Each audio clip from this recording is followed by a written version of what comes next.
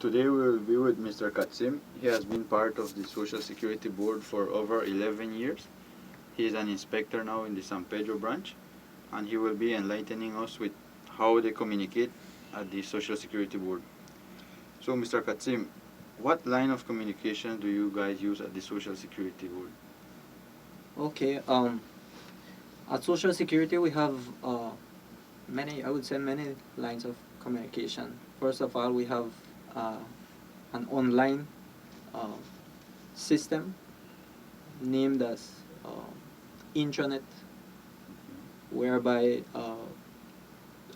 people from all about the country, workers from Dangriga to Independence to Belize City, even to Corozal, all branches are linked together, and we communicate via that system. We also have the extensions, phone. We also have internet, and email email addresses. We communicate via that as well. Okay. Others want to chat via chat. Yeah, the Social Security chat. So, naming all of these vias of communication that you guys use, do you think these are effective, or do you think they need some improvement in some areas, or do you think they totally need change? What do you think? I think that we communicate is very effective. I don't think there is always room for improvement, but Of course. if a line is failing, we have an optional one, especially when things are urgent. Then we use the phone extension numbers, and that is how we get things quick, other than um, using the chat, because at times there would be an employee who is not on his desk. So we use other means of communication, like I said, email, chat, or phone calls. Yeah. Okay, so you mentioned phone calls and emails, right? Being both one verbal communication and one non-verbal communication, which is written communication. At the Social Security, which one would you consider more effective or more important? Because sometimes, we call to the phone and we say something, but still yet we need something written as proof. So what would you think of that? Okay.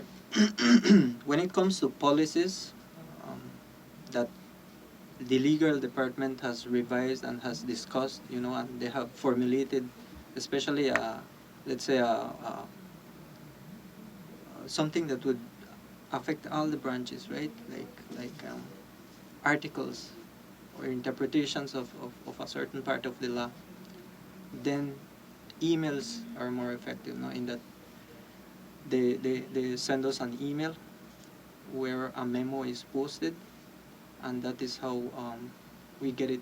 We get it, no? And the branch managers are the persons who get this email, and then they directed it to us via the same email. Okay. Regarding verbal communication, then there are things that that need urgent attention, like customers coming in needing something urgent.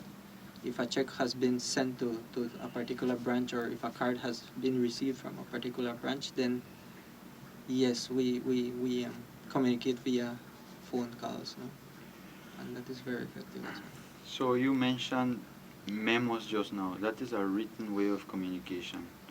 How often do you guys use that in the Social Security? Not much. I would say it is not frequent. Only when policies are drafted, or only when mistakes are done, and in order to explain what happened there, then we use those memos to give a explanation, broad explanation. Okay, so now using naming all of this information that you gave us, how you guys communicate, how would you say that the information from a top manager or a CEO or the headquarters here in Belmopan, how would you say that the information moves down to the floor employees or to the lower employees? Okay, we have departments at Social Security. We have the legal department that is in charge of drafting, regulations or policies.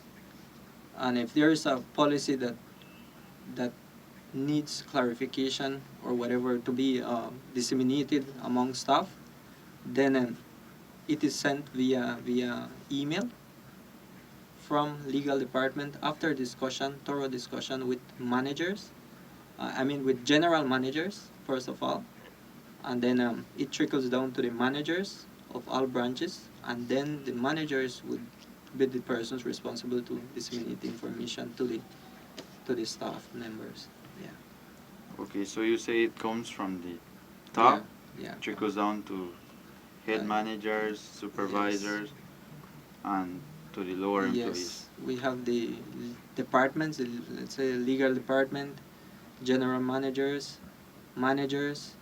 Then we have the service delivery officers. We have the customer service agents, the inspectors, the clerks, the office assistants.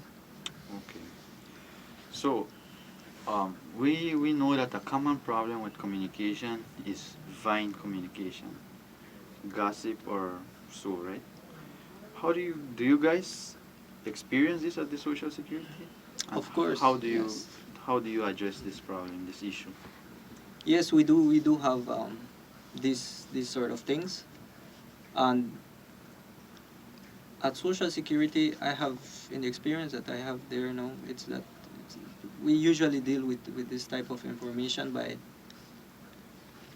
by approaching the person, especially the supervisor, the immediate supervisor of the particular person, um, holds a meeting with the person involved, and it is how that is where the person has the opportunity, to express himself or herself, and there is this communication whereby it can be resolved right there and then.